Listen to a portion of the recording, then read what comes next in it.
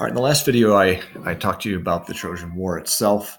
The Trojan War itself, again, if it occurred, it would have been in the Mycenaean period, a period of great kings ruling their city-states. But not too long after the Trojan War, maybe sometime in the 1100s, there was a series of disasters, some kind of big disruption of the Greek and Cretan civilization. Writing itself was lost. There were perhaps invasions. There was a lot going on. And so then we come to this period called the Dark Age, okay, the Greek Dark Age. As I said, there is no writing. That's why it's called the Dark Age. And so you have a lot of oral culture here. And this is the period probably in which the Iliad and the Odyssey are being told orally, okay? They start out orally. They're not written in the period where the war took place. So there's stories that are told, legends that are told. And as our speaker next week will talk to us about, there's certain conventions about how this poetry is. I'll talk a little bit more about the history behind it. Part of the reason that it's important that it was written in the Dark Ages is that we see a reflection of the Dark Age society in the story itself. So in the Dark Age, nobles themselves were more popular. They could challenge, or more powerful, they could challenge kings. And that is something that was probably not the case in the Mycenaean period when the war was actually going on, if it did. And so you see a lot of debates between kings and the great nobles.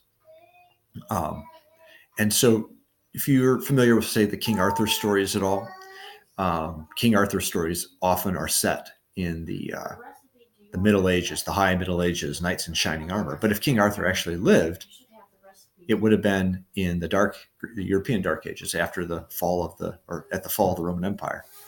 And so you take King Arthur from the decline of the Roman Empire, and then he actually is being set later in the European High Middle Ages. So that's a major shift in perspective. Well, same thing's happening with Iliad and the Odyssey, it seems. Okay, being transplanted into a different period than they would have actually occurred. All right. So this is where you have these great bards, these great poets, passing on oral traditions of the stories of the Trojan War. Okay, and they have certain characteristics of that. They say it with certain rhythms. They are able to improvise as well. Okay, now the actual writing down of it takes place in the Archaic Greek period after the Dark Age, around 750 BC or afterwards. This is where you have the rediscovery of writing. You have the founding of the polis, the Greek city-state with citizenship and everything. We can talk more about that if you wish. But this is where it's actually written down. And Homer may or may not have been a real person. The tradition is he was a blind poet, but he's the one who's attributed to writing the Iliad and the Odyssey. Okay, and maybe the idea that he's blind also gives it a certain kind of religious significance too, that it had to have been revealed to him by a god or by the gods.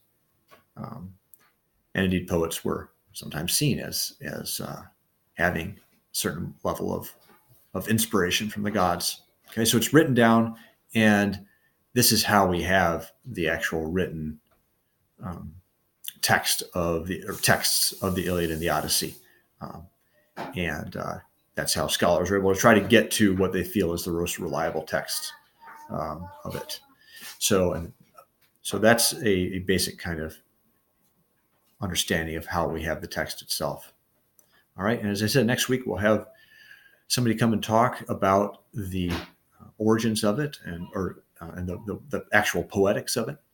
Okay, about our translation too.